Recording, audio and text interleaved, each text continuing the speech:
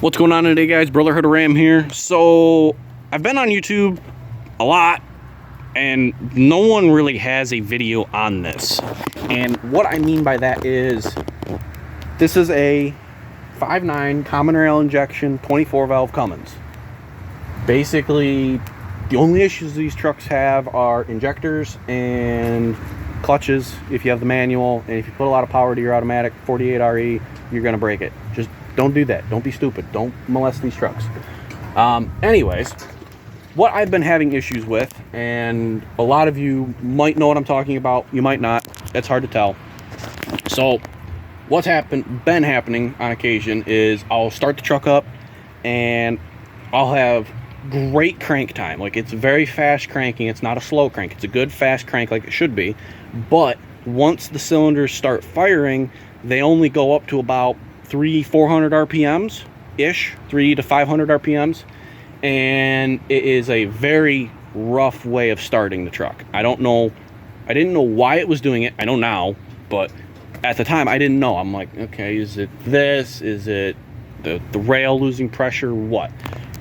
Basically what had happened was, this is your I'm trying to show it. That down there, right where my finger is pointing, those are your injector lines from your injection pump to your rail for your injectors. What had happened was, cylinder number 5, that fuel line had somehow cracked. We don't know where the crack is because it is so small and microscopic that you can't see it. Like, it's something that you probably wouldn't be able to see under a microscope unless you did some weird sciencey thing to figure it out. Anyways, what we did, Dad and I, we were looking at them, and you need a 19 millimeter for the weird, it's a taller nut, about yay tall ish, and it's a 19 millimeter. It's for your injector lines. We thought, okay, they're loose. We tightened them up, tightened the ones that I could tighten, and we were good. He's like, all right, fire it up. But he's like, let's just pull it in the shop. I'm like, all right. So we did that and pulled it in the shop. Get to the shop, and I have a good sized puddle of fuel, diesel fuel, sitting on concrete. And I'm like, what the heck is this? Hence the cracked fuel line. So I'll get up here and show you guys.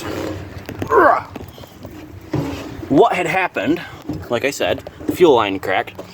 So this fuel line, right where my middle finger is, well, it's hard to show this. Right here, this fuel line right here, that had somehow cracked. We don't know how, we don't really know what happened. And so we had to fix that. And what that meant was taking it apart. So what you need, so your two nuts, the one down there that goes to your actual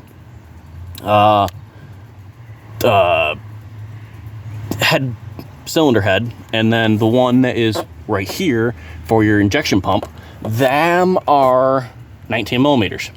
And then you have a 10 millimeter for your bracketry to keep the vibration down on the fuel lines.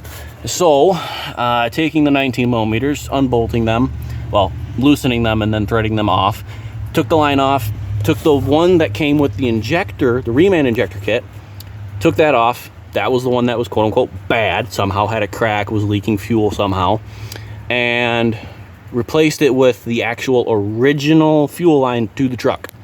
So did that, put it back together. It's a very meticulous, time-consuming task because you're in a tight area and you pretty much have to go by feel because you can't see anything because you gotta have two hands, and it's a long, lengthy process. But anyways, did that. Dad and I got that done.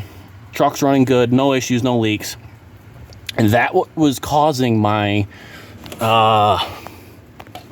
crappy start, crappy cylinder fire. I don't really know how to explain it other than that. So if you guys have anything similar to that, comment that down below. I see a lot of videos on, oh, slow crank time. Oh, I think I need injectors because it's doing this. Well, you also have these issues. Cummins are known to shake.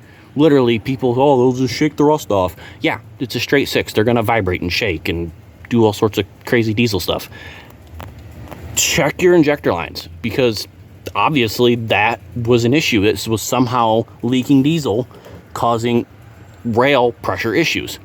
Got that done. We're good to go. You got to remember too, guys, that rail is like 20 to 23,000 psi of fuel pressure, so it's pushing pressure.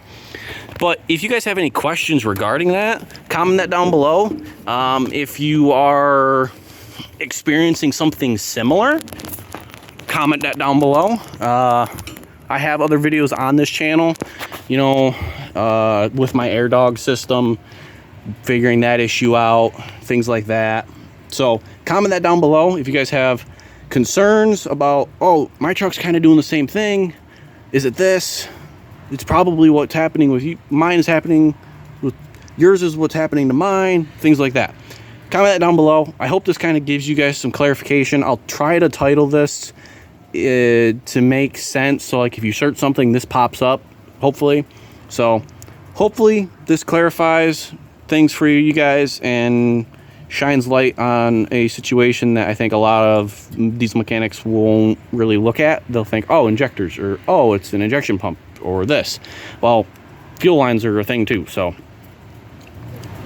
yeah, hope you guys enjoyed. Like, comment, subscribe, and again, like, you know, me rambling, but if you have any questions, ask. And if you think you have something similar, or you've known someone that had something similar, comment that down below. Like, comment, subscribe, guys. I'll catch you guys in the next one. And those are our dogs. Jax is the yellow one. Neptune is the charcoal one. They're playing. So yeah, Brotherhood of Ram, out.